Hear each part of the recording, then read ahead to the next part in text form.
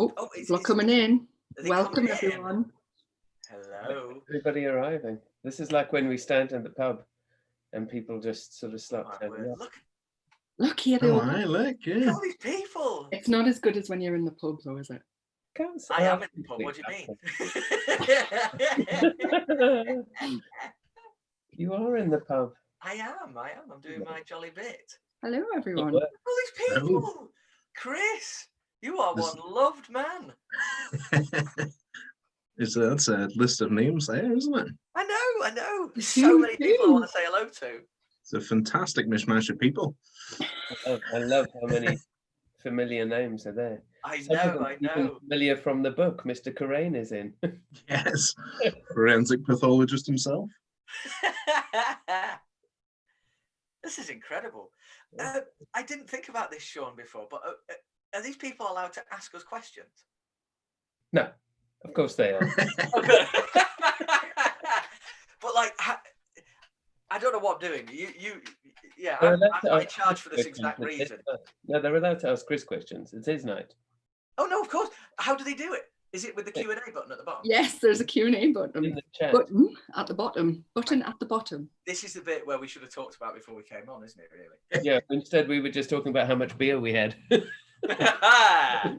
had. I'm remaining professional here. We know what's in your little mug. Wow. Are we there? Is everybody in? We have 45 people with us at the moment. We are waiting for a few more, I think. But we can just launch in, and if they're late, they're late. Exactly. What would you say if you were a school teacher and someone was late, Chris? Throw them out of class, probably. Oh, my boss is here, isn't she? Welcome them in with open arms. It's definitely the teachers that are late. Oh, yeah. Is everybody here? Are you going to do the theme tune? How does it go? Not like that. Have you followed your kazoo? You've followed your kazoo, haven't you? Right. Well, why don't we start? Yeah, let's do it. Because, there's stuff to get through.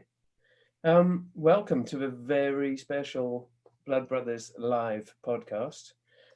We are 3 blood brothers and 1 blood sister tonight. We are joined as hosts by the wonderful Vic Watson over there, and Rob Parker, who's joining us live from the pub in Fawlty Towers. And we're also joined by Chris McDonald, but he's not here as a host because he's here as the author we are grilling. Good evening. Yes. Good evening, friend. Hello. It's funny being on this side of the microphone. It's funny. It's funny. Happy publication day. Yeah. I had a little chat with Vic earlier and said, "Oh, it's all a bit. Isn't it weird that we aren't all going to be in the same room?" And she reminded me that she's never met you or I, Chris. Yeah. And we've spent countless hours online together in the last 6 months, 9 months. Yeah. Rob and I have met each other twice.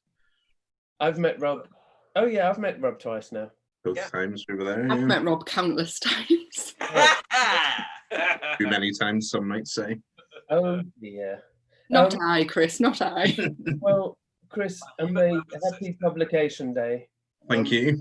Obviously, I have a vested interest, but I'm absolutely stoked for you. It's just weird. 9 months ago, almost to the week, we stood there, and I stood up. I don't like speaking in front of crowds of people, so this is nice because I can't see you. But we stood there in front of all of your friends and colleagues who all looked both excited because you were there and launching your book, but also slightly nervous that they worked with somebody who could kill people in such a horrible way. Yes.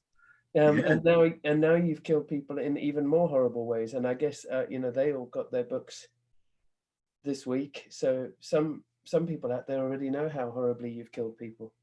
Yeah, one person, Kate from school, read the prologue and walked past me in the corridor and said, "What is the matter with you?" Is that the bit you're going to read for us then, Chris? It is, yeah. Go in a bang. As if to mirror the original launch of your first book, we're going to make you do an awkward reading. We are. We're Yeah. going to do an awkward quiz, and we're going to hopefully get Rob Parker to read an awkward sex scene again. Or that No, he don't- that is not agreed. That has not been agreed. it's not happening. We agreed it. Yeah, I heard. 3 against 1. Where's the contract for this appearance? We've taken one out on you. Why don't while we're all still we're still waiting, aren't we, for some people? Yeah. Have you got your blurb on the back? I don't want you to read. I don't want you to give anybody any spoilers. But for those people who haven't yet read it, why the hell are you here?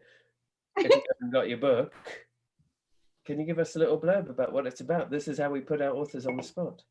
I can, and I'm very happy that you're letting me read the blurb because I was worried that I would give something away. So yes, I will read it. This will prep me for my actual reading. So, Whispers in the Dark. Small-time drug dealer Marcus Stone and DCI Clive Burston had never met until one night in August. By the end of that night, both had been shot dead in a small bedroom in the heart of gang territory. DI Erica Piper is called to the scene, but is at a loss to explain what's happened. How did these two even meet, let alone end up dead in what appears to be a strange murder-suicide? As Erica leads the investigation, another two killed in a similar fashion. One murder, one suicide. But who's controlling this macabre puppet show? As Erica delves into the lives of the dead, the pieces begin to fit together, and a number of nefarious characters crawl out of the woodwork, one of whom is almost certainly pulling the strings. A catastrophic event and a personal miracle threaten to derail the investigation. Erica must find the strength to continue before the Whispers catch up with her too. No spoilers. There is the only spoiler we're ever allowed to give is that if you're reading on a Kindle at about 58%, you will look at the page and go, "You bastard!" As the tears blur your eyes. Yeah. And then Yes. just as you come to the end, there's a bit more tears, and then there's another bit more. Yeah. When I was doing the edits for this book, I just kept writing him really rude notes in the margins, going, "Oh, I'm crying now. Oh, you bastard! I'm crying." It was the whole way through that I just cried. I think that seems to be like a common takeaway, doesn't it, from people that read it, is that you get personal messages of going, "Oh God, Chris, how have you done this?" Abuse, really? yeah. Was that like always the plan? Is it that kind of response? Because obviously a very visceral response you've been getting. Yeah, to be honest, I never thought about the response until actually it went to Sean, and then he was like obviously the first person that saw it. So when I was writing it, I didn't do it with the reader in mind almost. It was just sort of the story, and then I thought flip. And then Sean said people are going to hate you / never look at you the same way again. So yeah, that's when I was like, well, all this like Speaking from experience. Yeah. I think I come across as a fairly nice guy most of the time and fairly quiet. And yeah, he said that's going to change. It is always a bit of a worry because it's almost like some sort of sociopath or maybe a psychopath who like charms his way, and he's very, you don't want to say too many offensive things in front of him because he seems like a nice guy, and then you read his book and you're just like, oh, moving on. He's not. I think He killed. The first time that I when I was writing A Wash of Black and no one really knew, and my wife sort of was like, yeah, I told her obviously, but it was like sort of down on the down low, and we were driving across Wales down to our parents' house, and I was like, can you just write this in your notes? And then said something. She was like, what is going through your head while you're driving here? She's pointing out the scenery, and you're like, Yeah, would it be better if she had his throat slit, or yeah, or side? Yeah, no, I was packing up stuff to move up here, and I found a note in red pen, also weirdly, that just said "Stop killing children." So I don't know. We should all live by. I feel. Yeah, call it a motto. Call it. Stop killing children. I do worry, but there's a number of people who've said the same to both you and I at the same time. Chris is like, "What is wrong with you?" Yeah, especially in the first one where we didn't think it was too bad, really, and then No. And then a lot of the reviews have been like it's gory and it's gruesome, and Like, I suppose the body was pegged to the ice with blades. That in hindsight, yes. it could be construed as gruesome. And I've just read back the bit that I was going to read. Well, I am going to read tonight, and it is dark, isn't it? Like, Yeah. I didn't think it at the time. What is wrong? Look how surprised you are. I was like, I wrote them, but Dark, yeah. We had a conversation about there were a couple of changes we had to make in the edit, and I said, I can't remember his name now, Daryl or something. So whoever the uniform police was who got sent on to do a thing, I was like, who's this guy? Where's he turned up from? And you're like, oh yeah, I think somebody else went to lunch in an earlier draft, so he got pulled in. Get rid of him. We've never heard. Yeah, Daryl goes. Yeah. And I just ended up knowing your book inside out, and you were like, I don't know, I can't remember. I've written another one since then. Yeah, well, that's it. Like tonight, when I was thinking, am I going to have to answer questions about it? I thought since then I've written the next one plus 2 novellas. So it feels like an age ago, even though it's probably only a few months. Yeah, I mean, the speed of your turnout, Chris, is intimidating to say the least. Because A Wash of Black came out in February. We got to June, I think it was, and I got an early look at Whispers in the Dark, which I'd already pegged then was going to be game-changing for you. And I'd always said this, I loved Wash of Black to pieces, but in absolutely the right way. I think Whispers in the Dark is a step up to another level for you. I think it's fabulous, and I hope that's taken in the right way. It absolutely is. Because you know how much I love the first book too. And then now I hear that the third one is done, and it's only publication day for the second one. It's not done. It's not done. Oh, right, okay. It's been submitted. Aside from the other notes that he got, there were things like, we need to talk about your understanding of Archimedes' principle because rocks do not float. No matter how small they are. You're teaching people, you should know this. Science is not my major. I've got a question, if that's all right. You're getting quite the following now, Chris, but also Erica Piper is getting quite the following. Where did Erica come from? How did you go about building this person that people are really falling for? I don't know really. I never really sat down and put together. Like, I sort of still don't really know what she looks like, which I don't know if that's unusual or not. I've said in the past Emily Blunt would play her, so I guess that's kind of, but I don't know. I sort of knew her backstory, and for people that have read the first one, they'll sort of know what happened, and that's sort of a pretty big thing in the first one.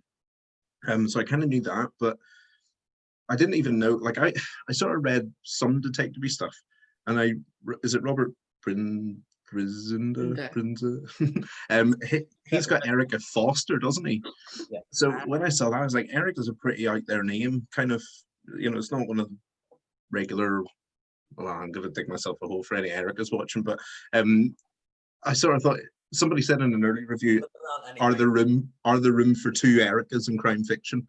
Yes, which I was very thankful for. But yeah, I just sort of picked the name and went with it. Nice. Can I interject with a question from S.E. Moorhead, please? Yes. Hiya, Sarah. Hello. How the hell do you do all that writing when you are teaching full time? Don't, his boss is listening. I'm very, very lucky that my 2 little girls go to sleep. And I'm going to say this, and tomorrow it's going to be a freaking nightmare.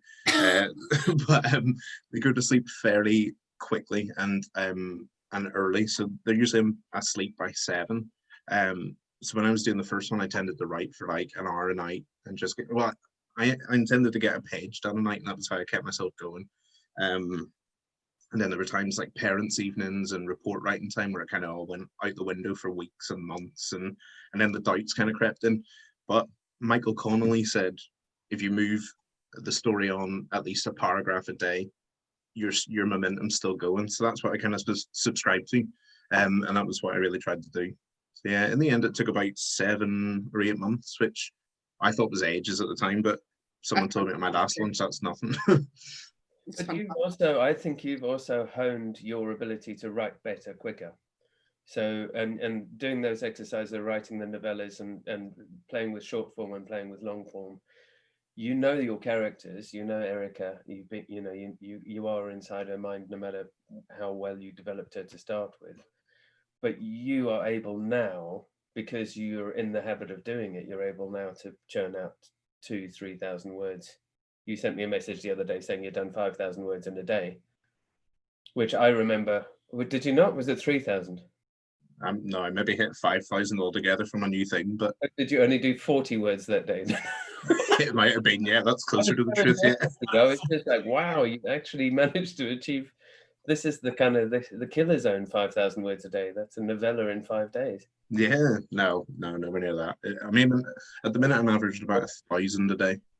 With fantastic work, mate. Yeah, I agree, Vic. That is because, like, and I love that quote from Connolly. I didn't know that, and that's like, you're right. It's every single word is just it's a brick in that wall, isn't it? Of building a novel, and it's like a novel. I mean, they come in obviously different shapes and sizes, and putting one together, anyone who can put one together of any length, it doesn't matter whether it gets published or not, you deserve massive respect, because the discipline involved in doing that could never be taken for granted or downplayed or anything like that. You've achieved something massive, in doing that, and it doesn't matter if it gets published by that point. Obviously, we all want it to be published, and there's books here that aren't published of mine as well that I will never show anybody. Come on. Are you ready for that dinosaur erotica? You sent me that dinosaur erotica story. Come on. Who knew I had such a thing for Triceratops? Who knew? I'm joking. I don't. This is not a real thing. Chris, your lunch. Is it going well? It was, yeah. This is why we really should do these things in a pub, because these can be drowned out by, a jukebox or somebody knocking a pint over. Yeah, I mean, the bar behind me is really empty at the moment. There's I'm not surprised with that kind of conversation. What else? Who's been sending in all the questions? Because I saw the thing. We've got tons of them. So really quick one from Alison Brady. Are your books going to be on Audible? Well, that's the publisher. Yeah, sure. Yeah, he says fine. Bye-bye. Yes, this is cool. Chris, you didn't even have to move your lips. No, I know. Emma Sargent would like to find somebody to read them first. Chris will do it. He's got loads of time. Rob Park has another one. He's got bags of free time. Yeah. But no, seriously, I do have an because it's Manchester based, isn't it, or set around Manchester, isn't it? And I can I've got a few ins with some actors around here that I can have a word with. Oh. There we go. Business deals live on air. Deal's getting done, baby. Right. How hard can it be? Joe Singleton has asked a couple of questions. Have your parents read your book, and what did they think? My parents or the parents at school? My mum's bought it. I'm not sure if she's read it.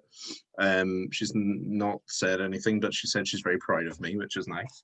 And the parents at school was the strange one, because loads of them did buy it, and then I had to do parents' evening not long after. So that was a bit awkward, where I was like, your child is safe in my care. This is an after-school thing. It's the same when you suggest that Mr. McDonald is taking the kids to the ice rink. Or a visit to church, maybe. I was going to say, or the visit to the deserted warehouse. Yeah. No. Yeah. Going to see the mills in Manchester. Oh God. Someone else is leading that trip. You're staying at home. Yeah, that's definitely the way. Con Frankowski would like to know, have you ever, I don't know that you'll actually answer this, have you ever read a well-established author and thought, mate, that's piffle? What did you blackmail your publisher with to get it out? Hiya,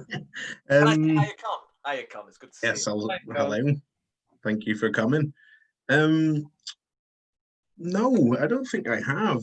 I think the first time I read Lee Child, I thought that I read the first one and I sort of didn't get on with it, and then I went back and read it and really enjoyed it. So maybe sometimes there are ones where I put down where I think maybe it's not the right time for this sort of book, or if I've read loads of one genre, I sort of sometimes need a little palate cleanser. So there's some I've put down and come back to.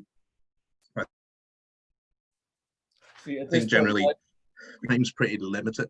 Go on. And at this point, I'd normally expect Rob to pick up a copy of Jaws. That's his go-to palate cleanser. No, it is my go-to palate cleanser. But the reason I'm sat in the Fawlty Towers bar tonight is because Library Steve's shelves are gone. Yeah. It's so depressing. Do you want to see what they really look like behind me? Look at that. Oh God, it really does look like this is your only phone call from prison. I really called my lawyers. I video called you guys. I wish you'd been wearing an orange shirt. You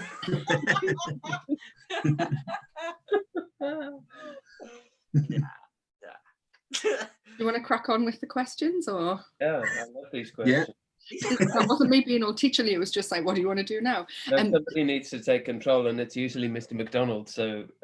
Well, there you go, Chris. I really am standing in for you today. You are, and doing an admirable job. Danny Marshall would like to know if any specific books, films, authors, or directors inspired you, re the book within a book and fictitious film in A Wash of Black. Great question.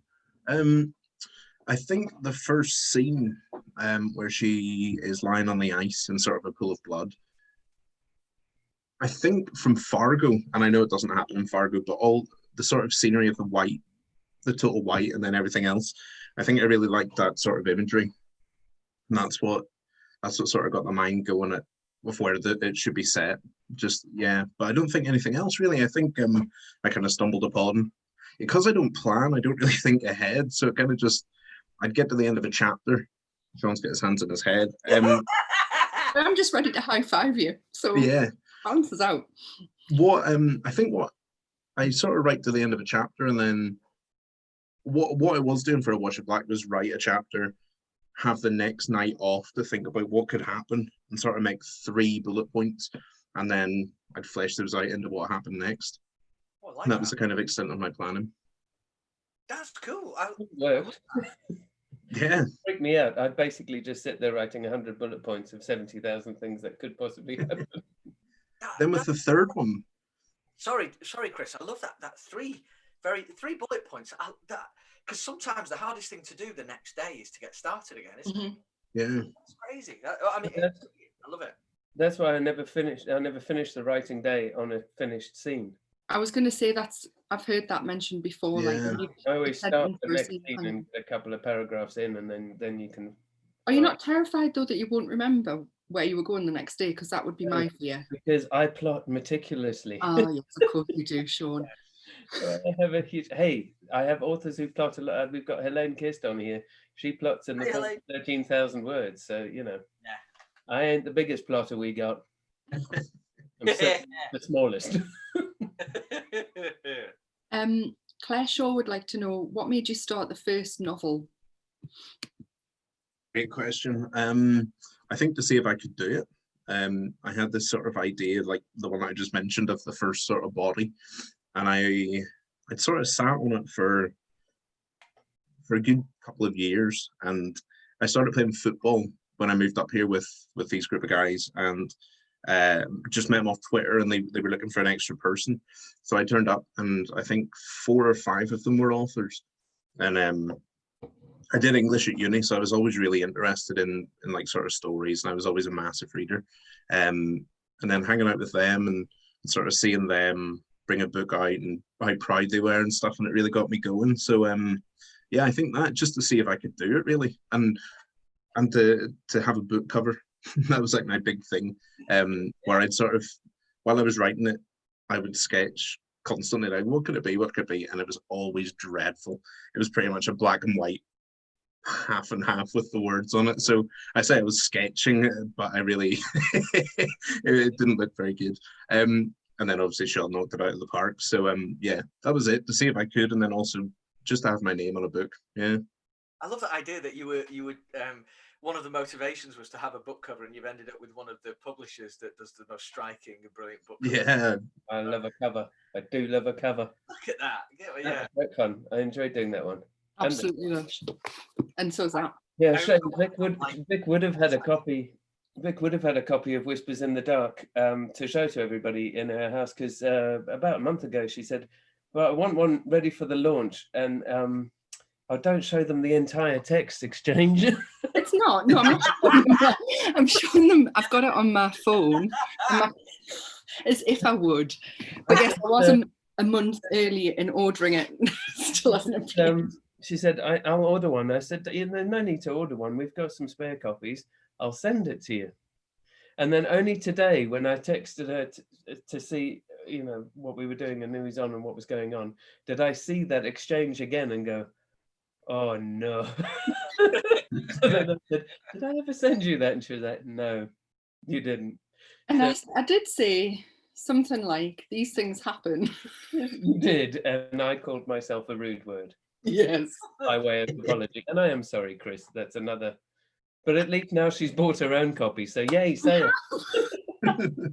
Have you? Can I? I've just seen in the.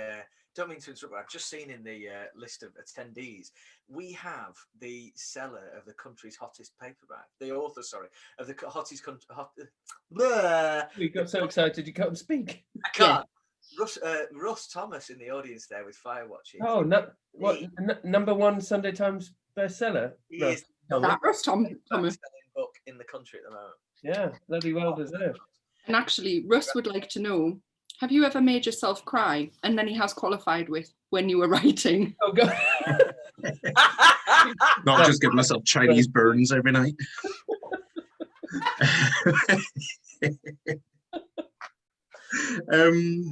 Yes.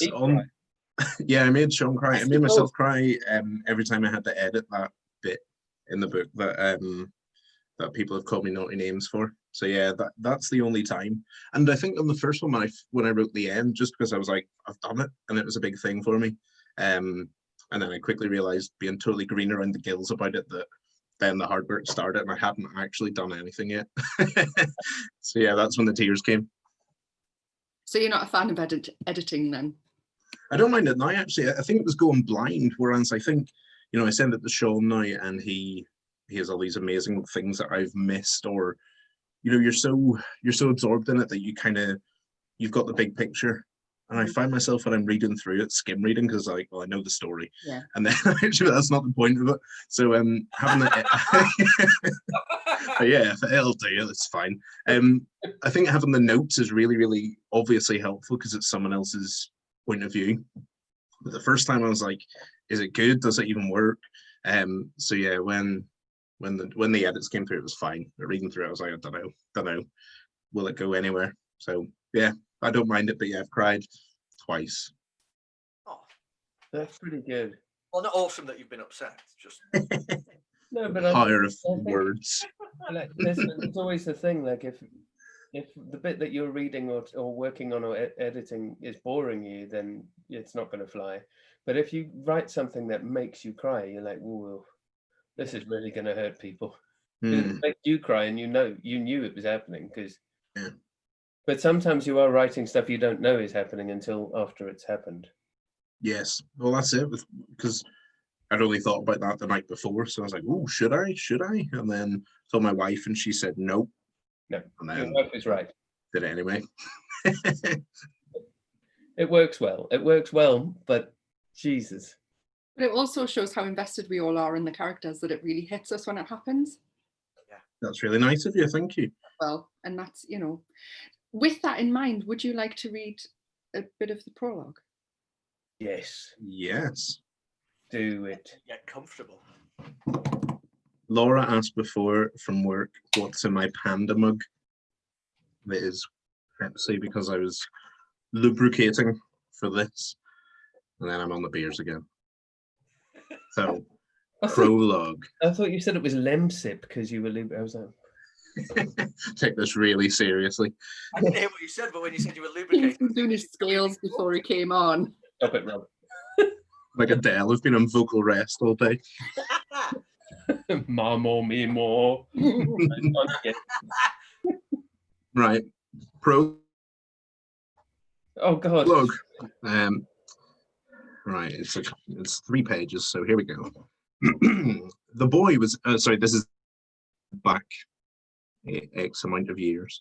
The boy was in his usual spot, cowering in the claustrophobic space between the sideboard and the wall. The well-worn carpet in the living room was even more threadbare here. Such was his reliance on this little slice of solace. The peeling wallpaper licked at the small of his naked back.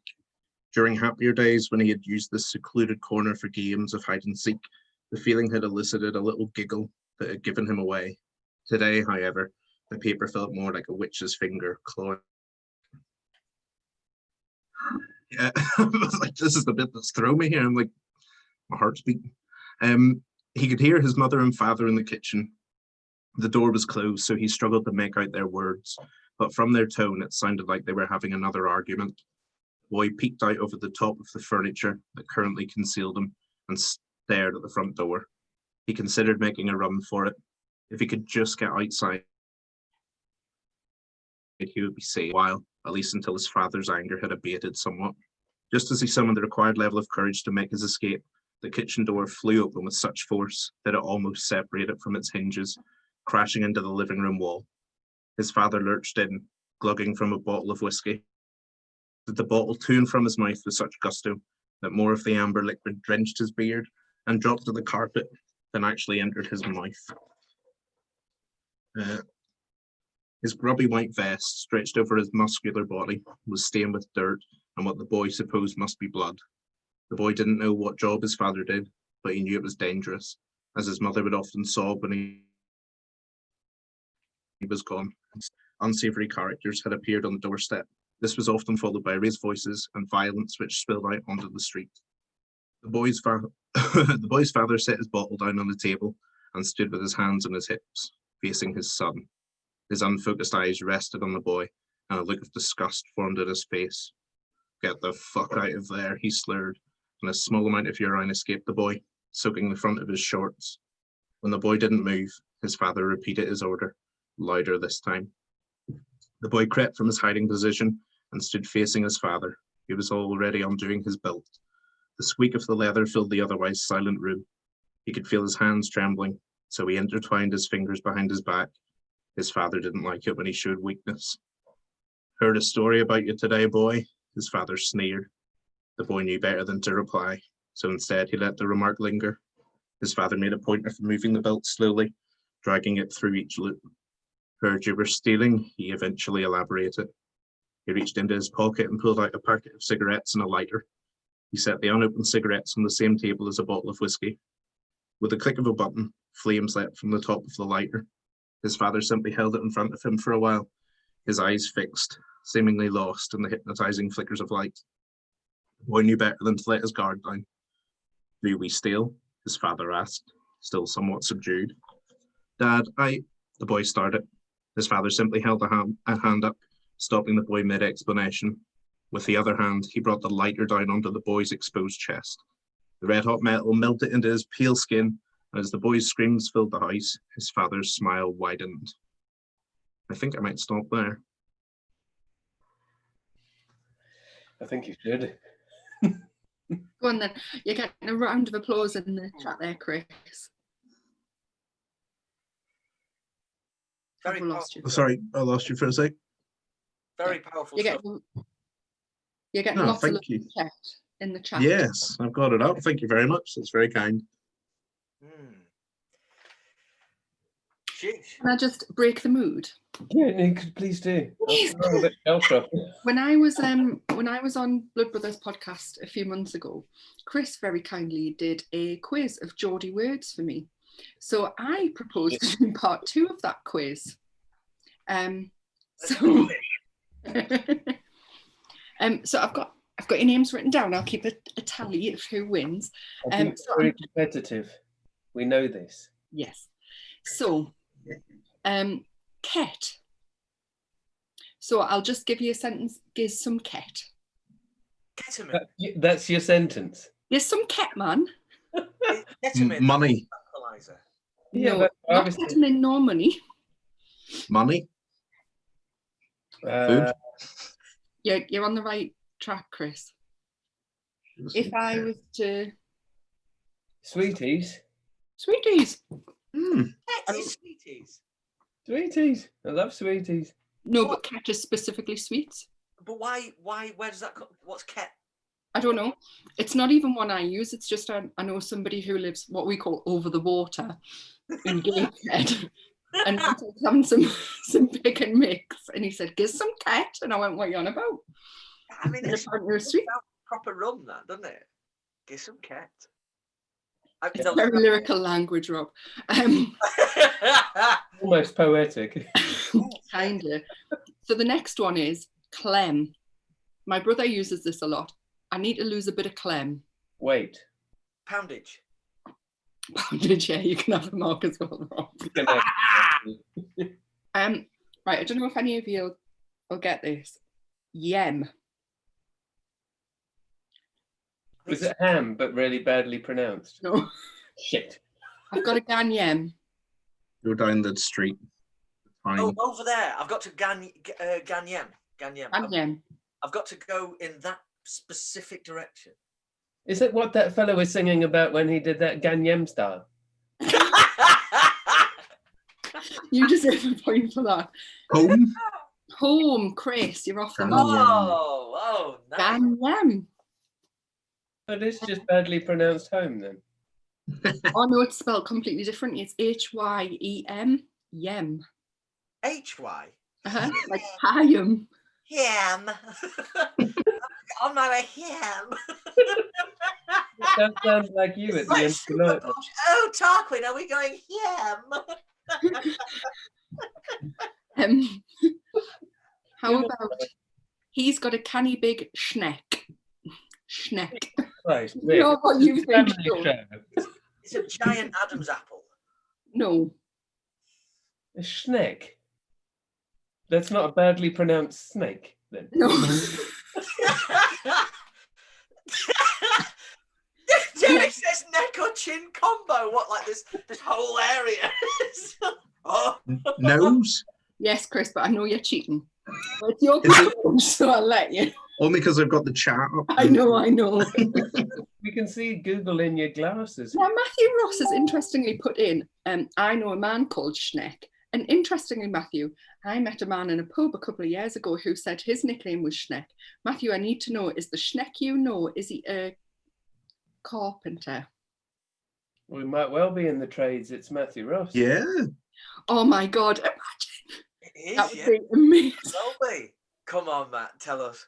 Come on, Matt, don't keep That's this. No, he says Boo. what it does sound. It sounds like, you know, when you go to, like, I don't know, like Malaysia maybe, and buy some knockoff DVDs, and like, have you got that brilliant animated movie Schneck? Got a donkey in it and an ogre. Yeah. I've got two more in a tie break. Good. Pure Shan. Class. Awful. Robert Parker takes it. Oh, baby! I don't even say anything. That's pure Shan, that like proper shocking. Shocking. Yeah. And finally, I'm gonna go with this one. She's pure Nebby. Oh, she's very beautiful. No. She's very cold-hearted. No. She's an ice queen. No. Same thing, isn't it? You like, yeah. I don't know. Throwing insults at me now. Nosy. I've No. heard that. No, Well done. Thanks everyone in the chat. Yes, Chris, you win. What was that? What was the answer? She's very Nosy. nosy. And what was the word as well? Schnebby. Nebby. Nebby. I'm still on Schenk or whatever. Schneck. Schenk. Schenk was that terrible character in Star Trek, wasn't he? Oh, no, that's why are they all to do with noses? Are the Geordies obsessed with noses? Maybe. I mean, I've got another one for you. Clots. Probably something to Nostrils. No, it's unrelated to noses. Well, kind of. No, it is. Aren't they? do with little things that sheep get stuck to around their bum area. Maybe. Because, I mean, soft as clots is soft as shit. Are clarts those, you know, like wellies I that bet you're right, Sean. on a day I out? get that point. I get the point. It's still What was it, Rob? Wellies you wear on a muddy day out. Clarts. Well, no, you wear the wellies so the clots don't get on your Yeah. hands. Otherwise, you end up with Mode object. Love it. Learning all the time. I feel like I'm half Geordie now, knowing Yes. this. Any minute now, I'm going to try and say Yeti in a more Geordie way. Vic, can you instruct us? How is this done? It's not. There's no T in it. So basically, I was telling my husband about a story I'd read, and I said it's got a Yeti in it. And when I said Yeti, I realised how awful I sound. It's the worst thing. So if I think about it and say Yeti, I can say it properly. But if I'm just talking in my normal voice and say it's got a Yeti in it, there's like no consonants in that at all. Yeti. Yeti. I tried loads. You know when because you wrote a tweet about it, didn't you? About how to say Yeti. Yes, I've never found it more Geordie.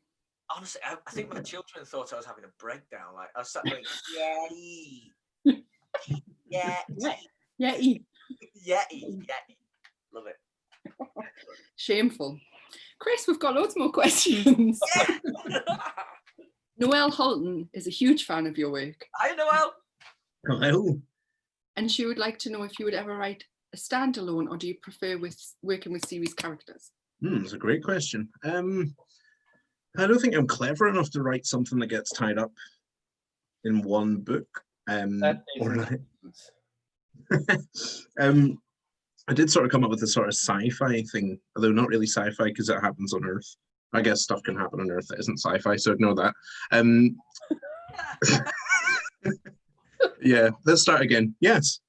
The answer to your question is yes. Yes, I would. Yeah, and I've thought about it, and I'll probably do it at some stage, but not at the minute. Did you sent me that sci-fi idea, didn't you? I did. Yeah, you never told me if it was good or not. So there's probably a reason for that. Sorry. I liked your other ideas. Yeah. Did you actually read it? Yeah. I'm going to write it. No, I think you sent me a very short a breakdown of what it might be, and I was like, "Yeah, I'm busy this week." Yeah. Yeah. I think that's fair. You've got other stuff on your plate, don't you? I think I might have said sci-fi is not really what we do right now. Vic, I think we should leave them to the meeting. No, it's fine. It's fine. I'm going to have technical difficulties. We've steered him away from things that may or may not happen on Earth. Let's stick with gruesome and brutal. You're really getting at him with the science today, Sean. It's his book launch. I know, yeah. This is the problem, is that since the last book launch, we've become like brothers, and so now I look at them all the time. Like It's totally fair as well. It's meant with love. We have a little Blood Brothers WhatsApp chat where we talk about rubbish, and we set up another little one for our hemoglobin sister Vic. So Vic's been sort of slightly exposed to the inanity that we usually get up to. It's all right. I'm also members of several other WhatsApp groups with Rob Parker, so there's a lot of it. There's a lot of it around.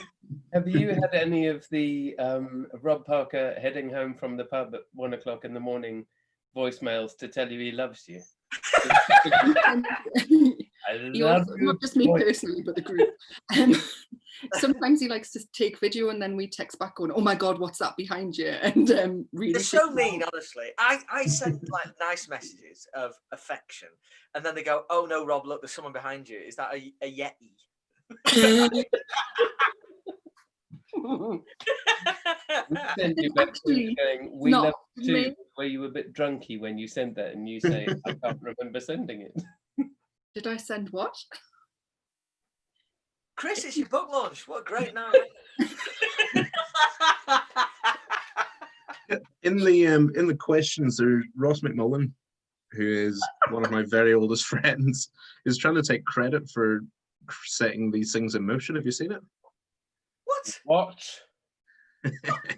When we were going to be one of your I'm going to read There's this. a limit on this. Where did Chrissy's interest in telling stories about fictional murder come from? Is it a result of when at school he was on the receiving end of my high foot challenge? It was a fair tackle, as much as he protested like I tried to kill him at the time.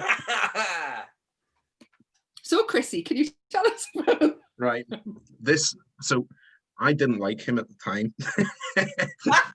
And he's the son. Yeah, he did know that. Yeah, he didn't like me either. But he's also in the audience tonight, and Robert was an incredible man and still is an incredible man. Ross put in a dangerous tackle, and I told the ref it was a high tackle, and he told me to F off. The ref did. The son of a minister. Yeah, the teacher. Stop complaining. Was this the same minister you had to apologize to for all the swearing and murder in your first book? Yeah, and he's a lovely, lovely man, and he's been in my life for a long, long time. So I'm pleased he's here tonight. But yeah, Ross, not a nice boy to start with, and he's got nothing to do with my success. It sounds like your school report that you've just read. Not nice to start off with, and not contributing to my success. But he's a very dear friend. I love this you're taking this chance to set the record straight finally on this issue. Alan Partridge addressing all my Yeah. And needless to say, I had the last laugh. What I wonder is why there hasn't been a particularly high-kicking Ross in one of your books. Well, This is the way we normally take our revenge as authors. yeah, in the first novella that's coming out, there is a Ross McMullen, I think. I don't know if they changed his surname. Was he the really hideous drunky one that just But yeah, there's this. He got his 15 minutes. He said, "What's right?" Is he the hideous drunky one that annoys everyone in that book? Goes around fly kicking everyone. Yeah, I remember it now. Yeah, I recognize it. And more importantly, when did you stop being Chrissy and start being Chris? When I moved to England and I had to reinvent myself. You have to move to England to reinvent yourself, Chris. In a way, yes. Which one was it? I moved to action job. I moved just outside of London, and when they were like what you called, I was like Chris. So it was like, you can't go and introduce yourself, 25-year-old man as Chrissy. Well, you can. As much as I still love it. Oh. And it takes me right home when people call me it, but not very many people do now. Well, I think if anyone wants to start.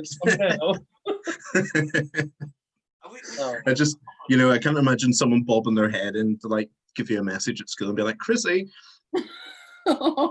This doesn't sound profesh, does it? Well, I can imagine quite a few of your colleagues might now bob their head in. Yeah. I was going to change your name on the Zoom chat and then thought, come on, Vic, it's his launch night. Don't You're better than that. That's me too often, by the way. You are? I'm always talking on one of the Zoom chats, and then I find out my name has changed to something ridiculous, and then I look at who's laughing, and it's usually Vic.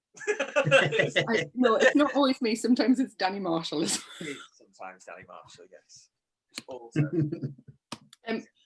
Sharon Bairden would like to know, how do you keep Rob and Sean under control on the podcast? How dare you? Oh, man. I come across as such a killjoy of it sometimes when I'm listening back. Where it's like, there's so much fun. Then like, right, can we get back on track, guys? We've got questions.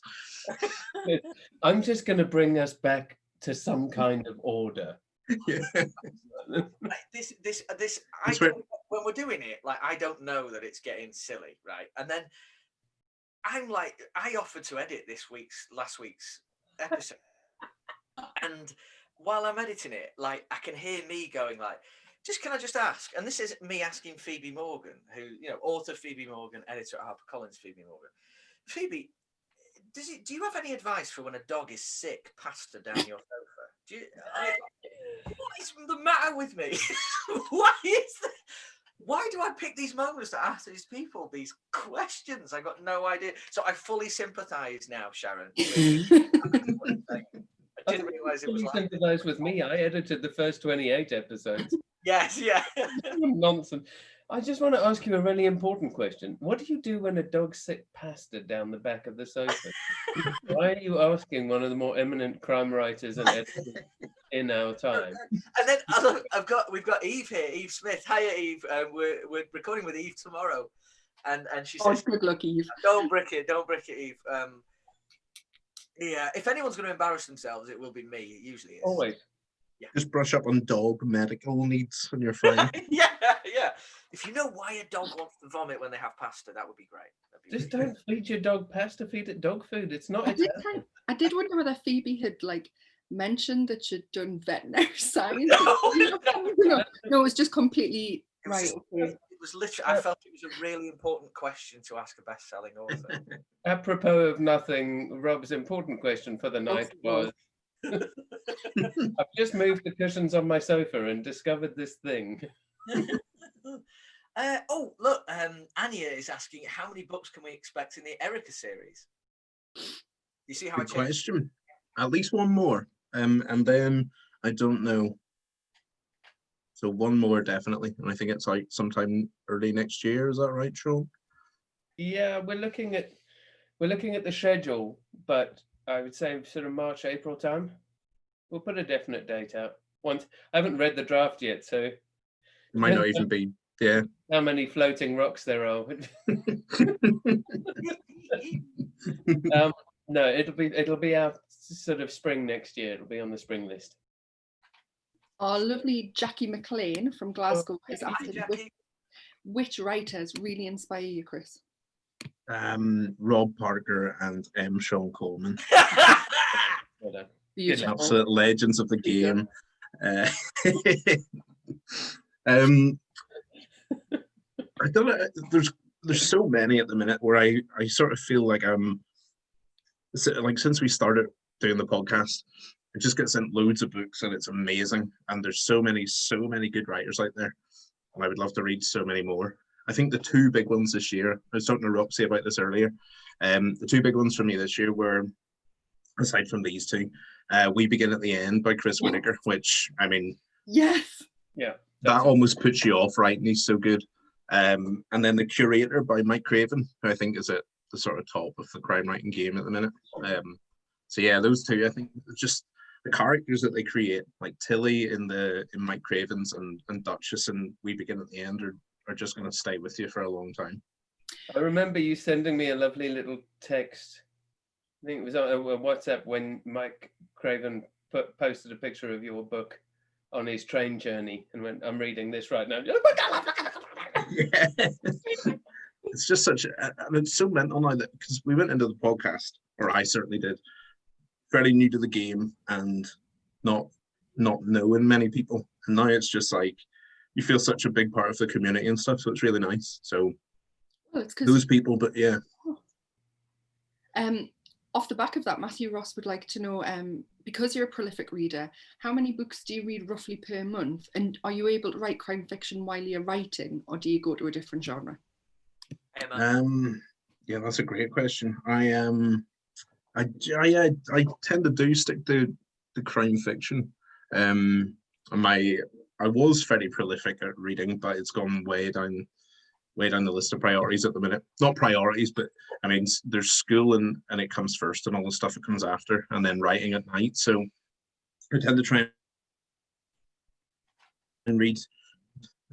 So I think I'm keeping a little jar of how many books, and I put in a quid every time. So I think I'm at 59. That was it, and it's slowed down since, I think it's only like 3 since I went back to school. So it's yeah, it's slowed down, but during lockdown it was loads. Yeah, you're still far more prolific a reader than me. And me now Yeah, that I have a baby. I keep thinking if I didn't have a baby in lockdown, I would have read hundreds of books. As it stands, I've read 30 odd this year, and I'm just, because I'm keeping a pound every time I finish them. I'm like, well, what am I going to do with 30 quid? My jar's empty now because during lockdown, no one would take cards. So every time we got like a takeaway during that eat out or whatever, I just kept dipping into my jar. So there's 59 written on the lid and nothing in it. That's sad. Yeah. You mentioned Roxy earlier. Good evening, Roxy. Yeah, She would like to know if your own writing has ever given you nightmares, because she is attributing her nightmares to reading Whispers in the Dark. Yeah, that's fair enough. Yeah. No, I've it's given me sleepless nights where, like I say, I would finish a chapter and then think about it, but I'd go to bed and immediately my head would be like, right, what's going to happen? Just because I was so into it at the time. And so yeah, it's good. It's sort of kept me awake more than it's given me nightmares, which is the downside, because if you don't know what's going to happen and you've just finished it, it really played on my mind. So yeah, I'd wake up in the morning and find like half-written scribbled notes on my phone that made no sense. So yeah, it's sleepless night trouble and nightmares. But yeah, sorry for any grief in the night I caused. I don't want to say, but she's relying on Nitol now, and it's all your fault.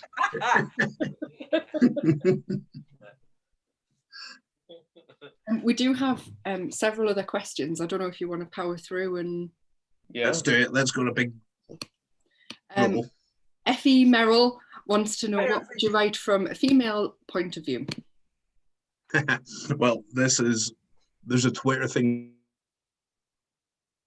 called like men writing women, which is dreadful examples of how most men writers who write women focus on certain body parts and think they're really important, which is cringeworthy. So I don't know why I decided to. That was just the first detective, the first character that came to me, and I didn't really put any conscious decision. I just thought, who's going to solve the crime? And it was this woman. And that was my big thing that I didn't want to fall into. I didn't want to fall into like the tropes. So easier actually, like I started something new just to see how it would go. And it was a man to start with, and I just could not get into it.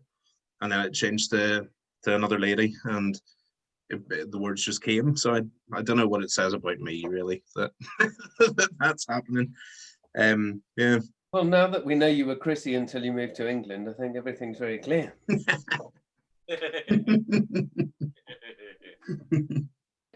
Karen Royal Cross would like to know, what made you pick Manchester and the surrounding areas as the setting? She grew up going to Altrincham ice rink, so felt the first scene in The Wash of Black was very nostalgic. I'm hoping she just means ice rink rather than the horrible murder. There's no water in that. I think just because it's where I live now, or well, on the outskirts of, so it felt like if I needed to go somewhere to look at something or walk down the street and see how it felt, I could do. And she lives in the same little town or village, I don't know what Marble is really, of where I live. So, and her house is kind of modelled on my house, so that it was very lazy writing where I just thought, well, it's easier just to look around the room I'm in rather than make up some sort of house and town and stuff. So yeah, all the secrets of all the, yeah, it's all going out, isn't it? You're not supposed to open the curtains quite so far when letting people peek behind the curtain of your writing world. You're not just I couldn't be asked to make anything up, so I just described my lounge. Laziness is the answer to that. But why waste precious thinking time when you could just be... Why waste something describing a nice setting in a book for other people to... Are you saying Chris's lounge isn't lovely? I've been in it. It's lovely. So was it so naive? It's lovely, his lounge. If you need to know what it looks like, read the book. It's perfectly described it. When Chris puts his house up for sale, don't go for a tour, just read the book. Better than right move. Do you think we could get a blue plaque on your house now? Yes. That's the aim, yeah. Home of Chris. I can make one for you out my printer. I'll be around tomorrow. That's the next present to you in the post. On the doorstep. Yeah. Con would like to ask you a bit of a serious question.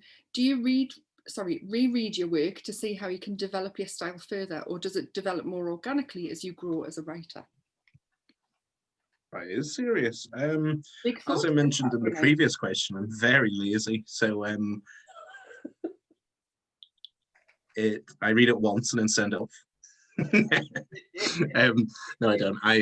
I'd say it gets good 3 or 4 read-throughs, but there's no conscious effort to make it better.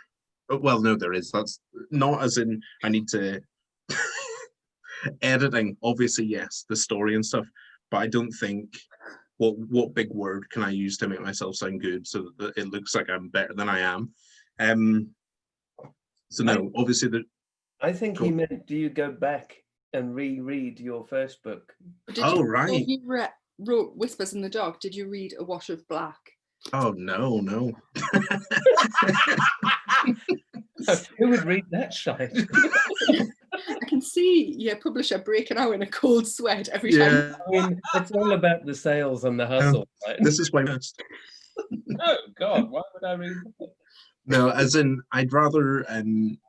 I know because I've read it already so many times during the editing thing and back and forth and stuff. The story sort of ingrained in my head, so I know where the finish point was, and then what needs to come next. So I wouldn't. I think it would be interesting actually to go back, because I think already when I was doing some readings for Bloody Scotland, I left out a bit in the prologue because I thought I wouldn't probably write that now. I think that's a what you were saying, Rob, about this book is better than the first. I think I can, you learn not your mistakes, but you sort of do. If you don't get better, you probably shouldn't be doing it, I think. So, yeah. Is one of the reasons why we do it, isn't it? I'd like to think that certainly across my book so far, I get better with everyone. That's the idea, because if I'm not getting better, what am I doing it for? What am I doing it for? I want to be better every time.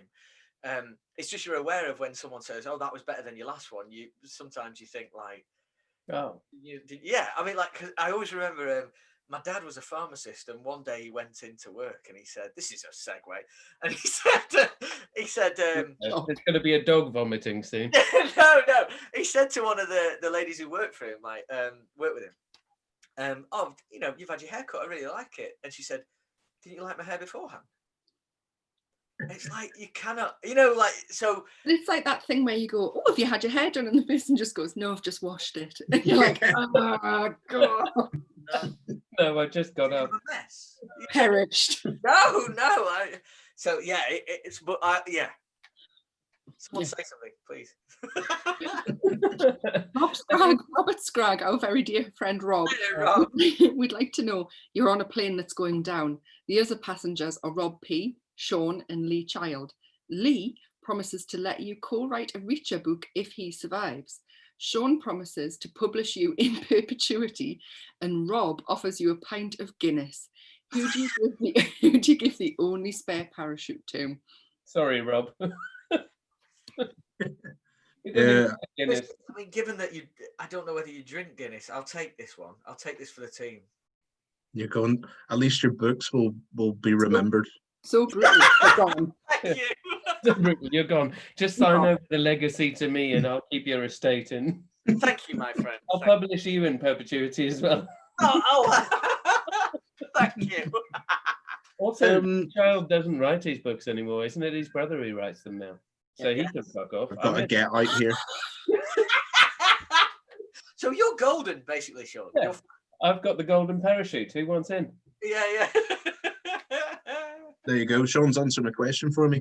Who did it without moving his I just edited him. I mean, it was gonna be long and rambling, so I edited him for him. Yeah. Greg, I think it's a lie. Never have got straight to that I'm point. sorry if I've mispronounced your name, Greg. Will you ever write a story set in a school or with a teacher-orientated murder mystery? Write what you know and all that. I don't know. I don't know if I could go and do the job all day and then come back and write more about school. I think I'd have to sort of remove myself. Writing's the kind of escape, isn't it? So I think if I was having to go in and describe classrooms, I'd be like, too much. So yeah, probably not. Yeah, the Well, you never know. And the lounge. Yeah. I can't wait for the third book when Erica's a teacher. And Greg Elias is very quickly dispatched of. Yes. Joe Batt, what has been your favourite scene to write? Ooh, good question. It's been so good tonight. Yeah, high quality. I would expect nothing less from Joe Batt, though. That's a fantastic question. Probably There are a few in the new one where I really enjoyed it, because I sort of, with the first one I sort of felt like I was feeling my way in the dark a little bit, whereas with the second one I was not confident, because you never are, I don't think, but sort of more knowing that I can do it, because there was one already out and people have said very kind stuff about it. But I think in the first one, that very first scene where they find the body, I think was like discovering the characters and the sort of side characters. Like we joked before about Sean Crane being in the audience here. My forensic pathologist is called John Crane, which we talked about laziness before. So that is laziness, and it's very but and it's only because I love the man dearly. So yeah, I think just the getting to know the world and the characters and things like that. So probably chapter 1 of the first book was the sort of like, I finished it and I was like, right, you're on your way, and this is the one that's been in your head for a while. So I think that one. When I'm reading your first drafts, before I start the edit process, and I'm just reading them out, the ones that always stand out for me are the personal ones that throw us a little bit more character development. Yeah, they're so incredibly insightful into character, and this is why I think people constantly compliment you on the female characters you've created, because there's a level of insight there that is both genuine and humble, but is definitely testament to your mum and your auntie Lisa and the way they brought you up, because there's no way you could have the kind of empathy and insight that you give to Erica. And there's little saying in the second one, it's not necessarily a spoiler because nobody knows who it's for, but there's a funeral scene somewhere in the book that you just go, this is incredible. And just the tiny, the little nuggets of gentle emotion, all very closely held and not displayed on any great level. It just, those are, for me, are far more powerful than the police procedural, the mystery and everything. That's all fine, it's great, and it works, and it's a crime, and it off it runs, and we turn the pages because it's a thriller. But the thing that makes me come back is your ability to create those characters. that's very And that's kind why of I you. get so fucking angry with you. Kill a goldfish.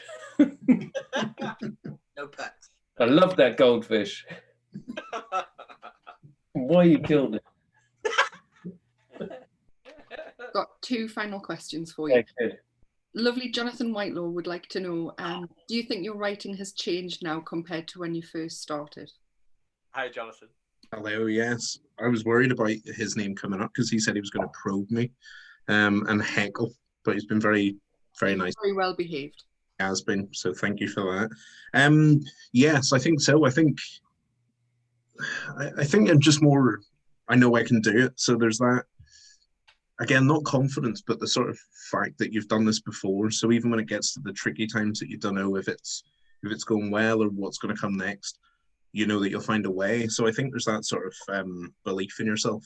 I think just, yeah, the sort of pacing and things like that, I think all help from writing one book. So not once you know how to do one, it becomes, you can do it, but I find having the belief and the very kind words, I mean, it's all down to people that have read it and left very kind reviews and stuff. Sort of each one really, really does buoy you. So yeah, I think it's down to readers as well. So yes, my writing has changed, and I think because there's that little bit of belief in it. I think you've kind of answered the next question from Gary Boyd, but I'm just going to check.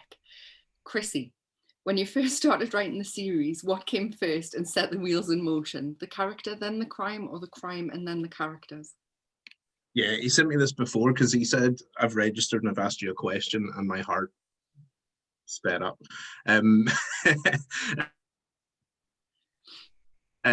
I think, yeah, each time that has to be the hook, because the characters are going to do what they do, but they need that thing to sort of pull them along. So I always think, what's like the first chapter where it really gets you. And I always try and do a crime pretty close to the start, either chapter 1 or chapter 2. And that sort of sets the wheels in motion. So I think that with the second one, I'm not spoiling anything because it's in the blurb, but I really thought of the 2 bodies in a room with no murder weapon, not knowing who did it. The door's locked, and it's not a locked room mystery kind of thing, because again, I'm not clever enough to come up with that. But that sort of complete. There are so many questions to branch off, and that's kind of what I aim for in that. So yeah, crime first. And my question is, did you dive straight in, or did you do any kind of, some people have got books and books about writing and the craft and stuff like that. Did you read anything like that, or did you just go straight for it? I just went straight for it. And it's funny, Roxy, well, not asked this, but she sent me a questionnaire for her blog today, and they were great questions.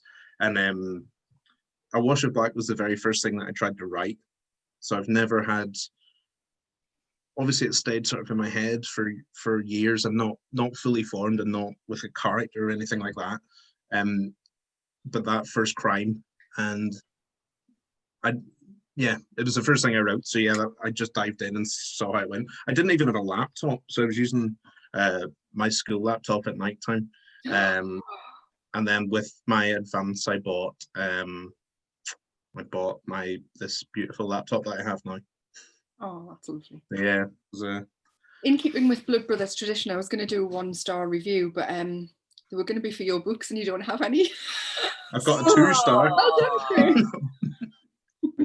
Oh, you haven't made it yet then, Chris, because No. When you get your first 1-star, you really feel it. Somebody gave 2-star and said it was twee, and that word has really stuck with me. Oh.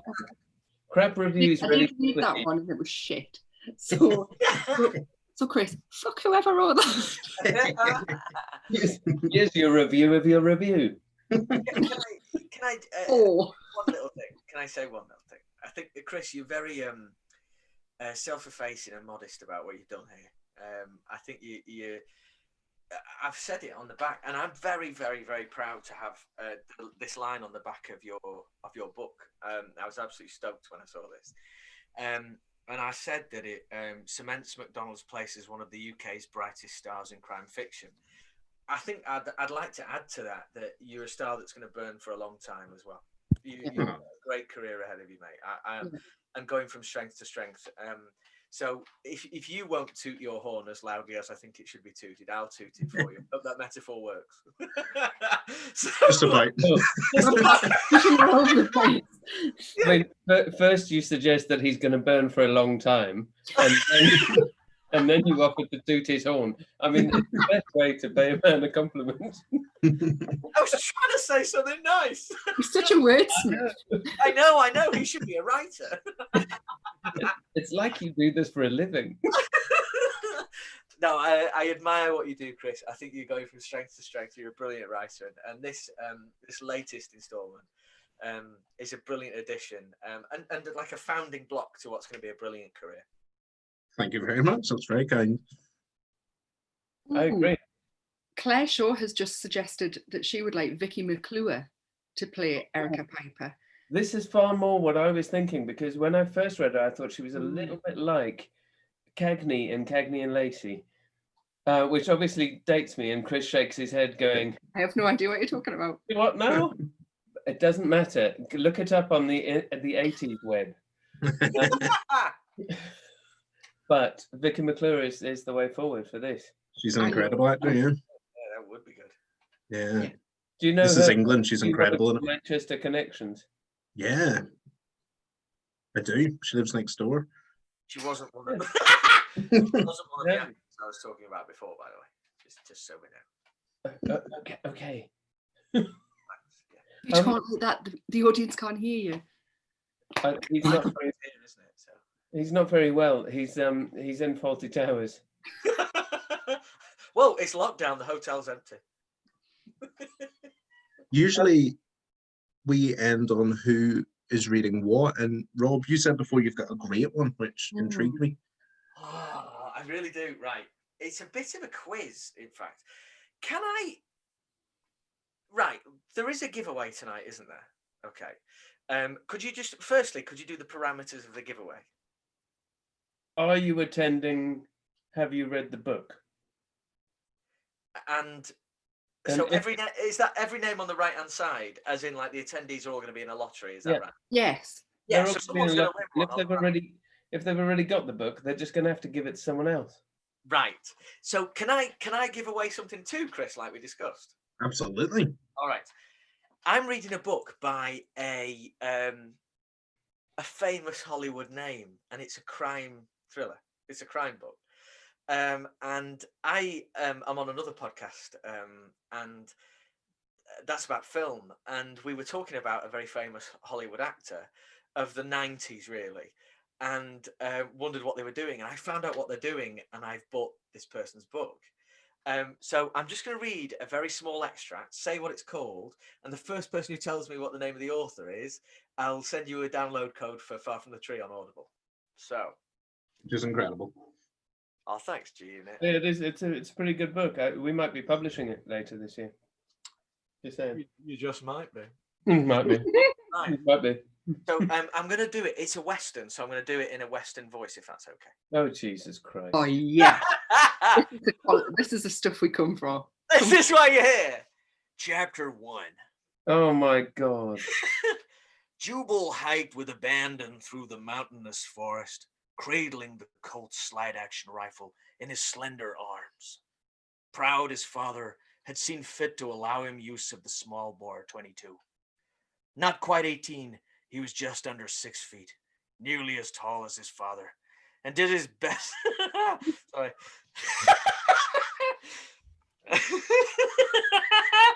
Sorry. Okay, Gandalf will save you. It's fine. Thanks, Gandalf. And did his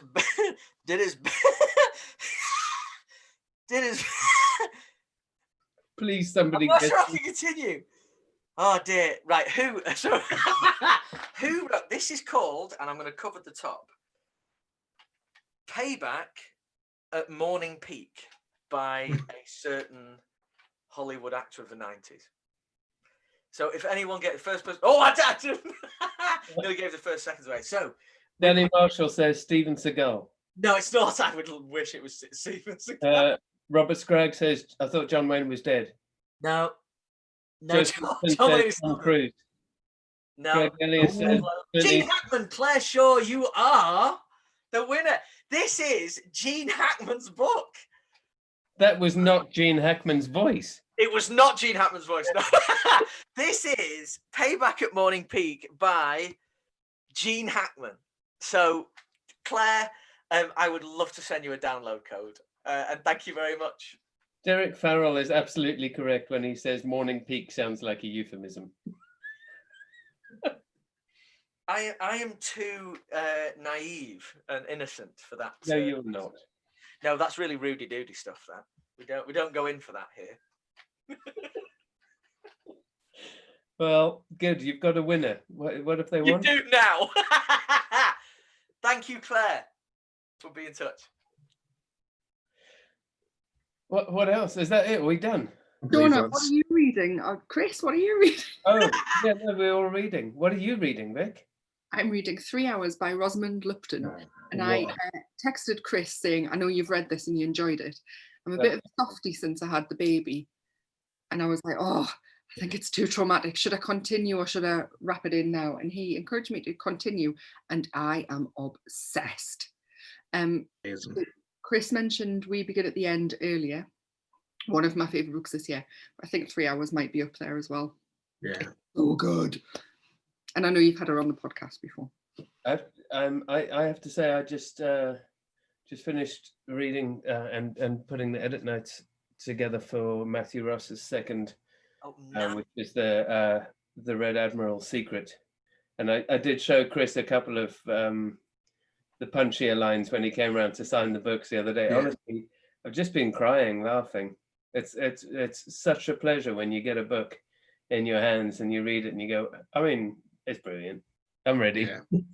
But it's so funny. It's so good. So it's coming early next year. But amazing. My God, you've got to look out for it because we need to laugh. Yeah, it's very funny. And the bits that I've seen. What are you reading, Chris? Sorry, my internet froze. Did you ask me a question? What are you reading? I am reading. Question we've all been asking. I thought I might get a special one. I am reading my first Michael Connolly book off the back of what Rob said. So I started with The Concrete Blonde, which I think is the third in the Bosch series, and it is very, very good. I'm not.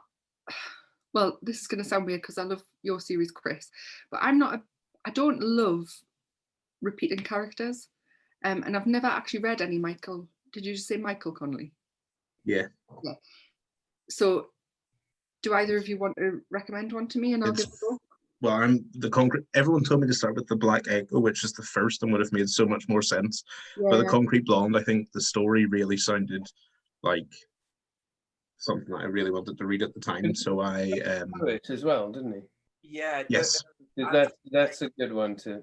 Yeah, the poet. I was a bit because I talked about this, didn't I? About being intimidated by someone's body of work. Really intimidated by just the amount of Bosch books that if you get into them. One thing that I really like is that it's all in one big universe. So Yeah. Is with all his other characters as well. When you start at Bosch 1, you know there's going to be Bosch 20, like there's 20 ahead of you, which is quite intimidating. What I started on was The Poet, which is the Jack McAvoy books. This was 1996, and there's only 3 of them. And the 96 was the first one, I think, or 95, and the second one was in 2006. So it's a 20-year gap. But The Poet, I think I've got about 100 pages to go of The Poet, and it's knocked my my socks off. It's done. Yeah, I was trying to find a cooler metaphor. I can't. It's that kind of writing when you're reading it. God, Danny Moss says maths is not Rob's strong suit. Nope, it isn't. A word guy, not numbers guy. Although word guy, I wasn't really much of a word guy either earlier. Just a guy. Rob has it knocked my morning peak off yet? Yes. No, it's absolutely ridiculously good. And it's that kind of writing. It's like, oh my God, this is just the absolute peak of what it is. The 4 of us are trying to do, you know.